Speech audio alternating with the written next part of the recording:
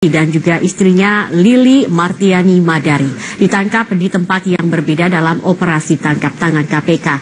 Lili ditangkap bersama seorang pengusaha di kediaman pribadinya.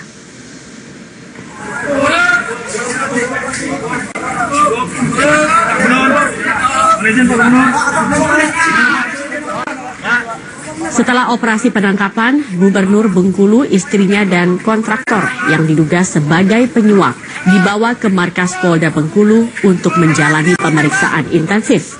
KPK meminjam ruangan di Reskrimsus untuk pemeriksaan tersebut. Tim KPK menangkap Lili yang diduga menerima suap untuk suaminya di rumahnya pada Selasa pagi. Sementara Gubernur Bengkulu ditangkap di kantornya usai tim penyidik menangkap Lili. Dari tangan Lili, penyidik KPK menyita uang sekitar 1 miliar rupiah. Diduga total ada 5 orang yang diamankan KPK. Kelima orang ini selanjutnya dibawa ke Jakarta untuk proses lebih lanjut.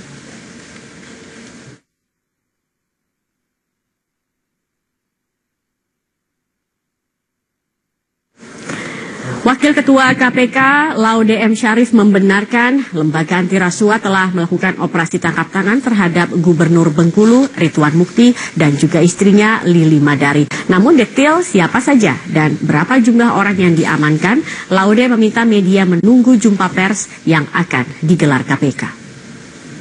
Ada, tetapi detailnya tunggu konferensi. Gubernur dan istri gubernur. Saya belum tahu berapa orang yang diamankan. Mereka nanti malam baru sampai ke Jakarta. Jadi belum tahu persis. Tapi terkait apa gitu? Belum tahu makanya. Tapi tadi sudah disampaikan ada suap, ada uang yang disita dalam satu kardus. Mungkin, tetapi detailnya kita belum tahu. Nanti deh, kayaknya tuh malam-malam ininya, malam-malam expose-nya, karena mereka lagi on the way. Dan untuk mengetahui seperti apa detail dari proses operasi tangkap tangan KPK atas Gubernur Bengkulu dan juga istrinya, kami sudah bergabung bersama rekan kami Aulia Pane yang saat ini berada di gedung KPK Jakarta. Aulia, apakah ini 5 orang yang diamankan ini sudah sampaikah di Jakarta? Ya, Zakia, baru saja ini 4 orang dari 5 yang diamankan oleh KPK tiba di gedung Komisi Pemberantasan Korupsi, tepatnya di gedung baru KPK di Kuningan, Jakarta Selatan. Tadi dari 4 orang ini adalah keempatnya laki-laki dan 1 orang ini diduga adalah Gubernur Bengkulu Ridwan Mukti. Dan saat ini kami masih menunggu 1 orang lagi yang memang rencananya ini akan sesaat lagi akan datang ke gedung KPK.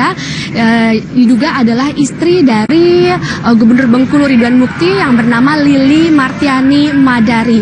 Dan memang sebelumnya KPK melakukan operasi tangkap tangan dan mengamankan 5 orang, diduga 2 orang merupakan penyelenggara negara dan sisanya adalah pihak-pihak swasta. Dan KPK juga ini mengamankan sejumlah uang yang diduga uang ini mencapai miliaran rupiah karena ditemukan oleh pihak Komisi Pemberantasan Korupsi di dalam kardus, di dalam kediaman ataupun rumah pribadi dari Gubernur Bengkulu Ridwan Mukti dan juga istrinya Lili Martiani Madari. Dan sebelumnya memang KPK ini sudah juga melakukan pemeriksaan awal, tepatnya adalah di kantor kepolisian ataupun di Polda Bengkulu. Sampai saat ini, Zakia, kami masih menantikan kehadiran ataupun kedatangan dari yang diduga adalah istri dari Gubernur Bengkulu. Dan sebelumnya juga KPK sudah menyegel, ini adalah salah satu rumah pribadi ataupun milik dari rumah Ridwan Mukti dan istrinya, yakni di Jalan Sidomulyo, Kota Bengkulu tadi pagi. Dan KPK juga sudah mengamankan sejumlah barang bukti, diantaranya adalah sejumlah dokumen yang juga uang yang diduga ini merupakan uang suap. Zakia.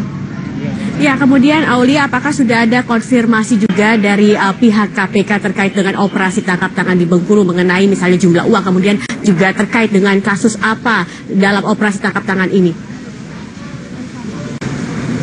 Ya, Zakia, memang sampai saat ini juru bicara KPK Febri Diansyah belum menjelaskan secara rinci terkait dengan kasus apa operasi tangkap tangan ini, karena memang KPK memiliki waktu 1 kali 24 jam untuk melakukan pemeriksaan lebih intensif dalam operasi tangkap tangan ini, dan KPK juga saat ini tengah ataupun menggali dan juga melakukan pemeriksaan intensif dari 5 orang yang diamankan oleh pihak KPK yang memang saat ini tengah ataupun akan dibawa ke gedung KPK.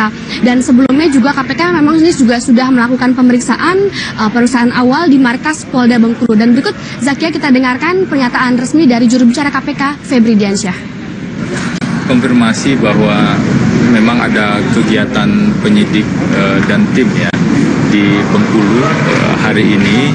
Ada operasi tangkap tangan yang kita lakukan di Bengkulu, ada informasi awal yang kemudian kita tindak lanjuti tentang indikasi terjadinya transaksi suap di daerah Bengkulu terhadap dari pihak swasta terhadap penyelenggara negara. Kita mengamankan 5 orang dari kegiatan tersebut, dan 5 orang itu sedang dalam proses perjalanan ke kantor KPK di Jakarta.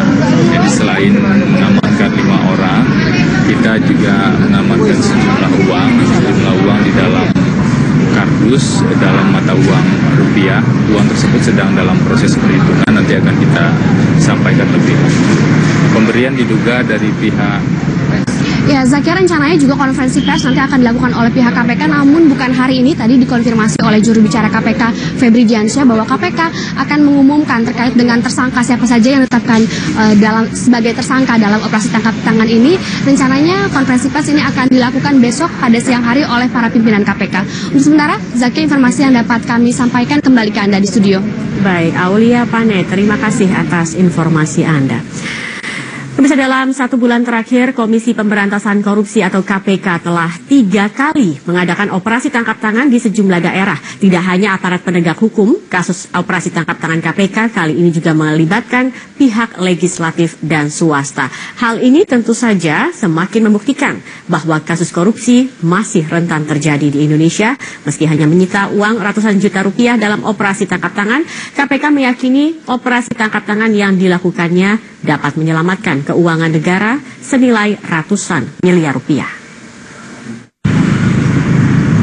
Komisi Pemberantasan Korupsi KPK menangkap 6 orang dalam operasi tangkap tangan di Mojokerto, Jawa Timur pada 16 Juni 2017. Selain menyita uang senilai 470 juta rupiah, KPK telah menetapkan 4 orang sebagai tersangka dalam kasus dugaan suap pengalihan anggaran Dinas Pekerjaan Umum dan Penataan Ruang di Mojokerto tahun 2017. Keempat tersangka adalah Ketua DPRD Mojokerto Purnomo, Wakil Ketua DPRD Mojokerto Umar Faruk dan Abdullah Fanani, serta Kadis PU Mojokerto Wiwit Febrianto. Sebelumnya pada 5 Juni 2017, KPK juga menangkap tangan sejumlah pejabat dan pegawai di lingkungan DPRD dan pemerintah Provinsi Jawa Timur. Dalam kasus dugaan suap pengawasan penggunaan anggaran Pemprov Jawa Timur oleh DPRD Jawa Timur ini, KPK telah menetapkan 6 orang sebagai tersangka. Ke-6 orang tersebut adalah Ketua Komisi B DPRD Jawa Timur dari fraksi Gerindra Muhammad Basuki, Kepala Dinas Pertanian Jawa Timur Bambang Herianto, Kepala Dinas Peternakan Pemprov Jawa Timur Rohayati, staf di DPRD Jawa Timur Rahmat Agung dan Santoso, serta PNS Ajudan Kepala Dinas Pertanian Jawa Timur Anang Basuki Rahmat. KPK menyita uang senilai 150 juta rupiah dalam OTT kali ini. KPK juga menyebut setidaknya ada 10 kepala dinas di Pemprov Jawa Timur yang menyetor uang ke Komisi B DPRD Jawa Timur. Sementara pada 9 Juni lalu, KPK juga melakukan OTT terhadap Kasih 3 Intel Kejaksaan Tinggi Bengkulu, Parlin Purba, dan 2 orang rekannya. Ketiganya diduga terlibat dalam suap pengumpulan data dan bahan keterangan sejumlah proyek di Badan Wilayah Sungai Sumatera 7 Bengkulu. Saat OTT, KPK menyita uang 10 juta rupiah, namun KPK meyakini Parlin Purba sebelumnya telah menerima uang 150 juta rupiah terkait hal serupa. Sejumlah kasus OTT yang dilakukan KPK pada bulan ini membuktikan korupsi masih marak terjadi di daerah dengan melibatkan sejumlah pihak. Meski terkesan recehan, namun KPK berulang kali menegaskan OTT tidak memandang jumlah objeknya. KPK meyakini OTT yang dilakukannya bisa menyelamatkan uang rakyat hingga ratusan miliar rupiah. Tim Liputan Metro TV. Beralih ke informasi lain, pemirsa, tim gabungan dari Makobrimob Bima dan Polres Bima Nusa Tenggara Barat menggeledah rumah salah satu pelaku terduga teroris yang ditangkap pada Sabtu kemarin. Dari penggeledahan ini, petugas menyita senjata api laras panjang.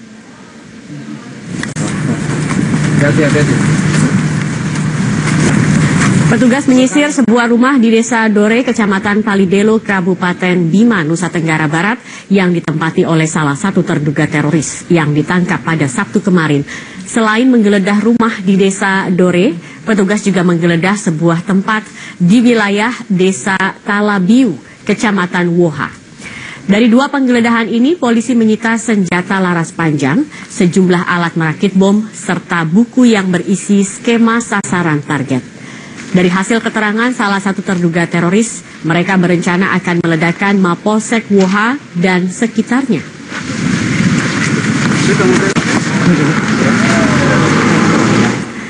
Kapolri Jenderal Tito Karnavian